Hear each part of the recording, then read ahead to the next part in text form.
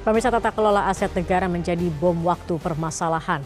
Tidak hanya HGB Hotel Sultan, rupanya masih ada banyak lagi aset negara di bawah Kementerian Sekretariat Negara yang selalu disorot oleh Badan Pemeriksa Keuangan. Selain berpotensi merugikan negara, pengelolaan aset negara juga rawan sengketa hingga penguasaan oleh pihak ketiga gara-gara belum disertifikasi.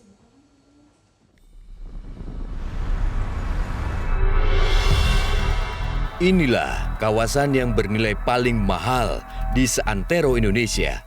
Publik mungkin tidak banyak tahu, Kompleks Gelora Bung Karno merupakan aset negara termahal yang dimiliki pemerintah saat ini dengan luas tanah sekitar 279,1 hektar.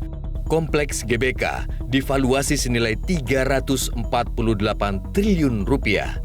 Salah satunya adalah Kafling 26 dan 27 Gelora yang merupakan kawasan Hotel Sultan.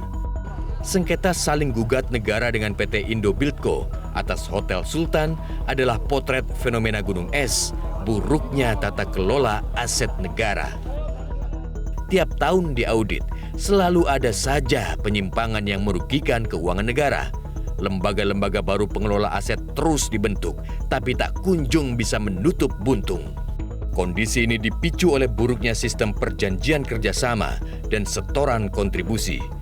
Beberapa bangunan bahkan digunakan oleh pihak ketiga tanpa ada bukti perjanjian hitam di atas putih.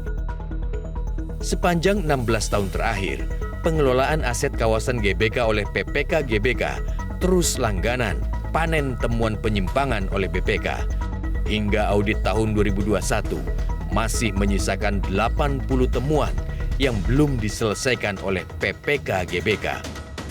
Kita akan melakukan perubahan atau peningkatan sisi operasionalnya yang tadinya mungkin seperti semi manual akan kita menjadi lebih sistematis. Jadi kita harapkan dari situ kita bisa menyelesaikan temuan itu. Yang temuan lama tentu kita proses selesaikan, tapi kita harapkan tidak terjadi kesalahan baru sehingga menjadi temuan baru. Pengelolaan aset negara yang tak luput dari sorotan BPK adalah Kompleks Kemayoran. BPK juga menyebut adanya beberapa penyimpangan dan potensi kerugian negara. Di antaranya adalah kontribusi pemanfaatan rusun Kemayoran terdapat kurang bayar akibat tunggakan sewa sebesar 22,9 miliar rupiah. Setoran pendapatan negara bukan pajak atau PNBP, BPK Kemayoran, realisasinya mencapai 183 miliar rupiah, namun tidak bisa dipungkiri, PPK Kemayoran juga memiliki piutang tak tertagih mencapai 55,4 miliar rupiah. Itu artinya ada kehilangan potensi pendapatan. Pengelolaan aset negara TMII juga tidak luput dari sorotan Badan Pemeriksa Keuangan. Skema kerjasama dengan pihak ketiga dinilai tidak transparan dan merugikan keuangan negara. TMII sebenarnya adalah aset atau milik negara yang dikelolakan kepada Yayasan Harapan Kita. Namun apa mau dikata, selama 46 tahun beroperasi hingga tahun 2021, negara justru tekor mensubsidi 40 hingga 50 miliar rupiah untuk Yayasan Harapan Kita.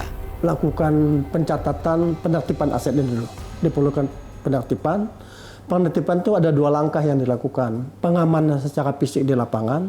Jangan kita punya aset, tapi di lapangan diletaknya pun kita tidak tahu. Batasnya letaknya bahkan duduk masyarakat. Jadi pengamanan secara fisik. Dari segi aspek yuridis adalah untuk segera diselesaikan, berikin terobosan percepatan untuk kegiatan pendaftarannya.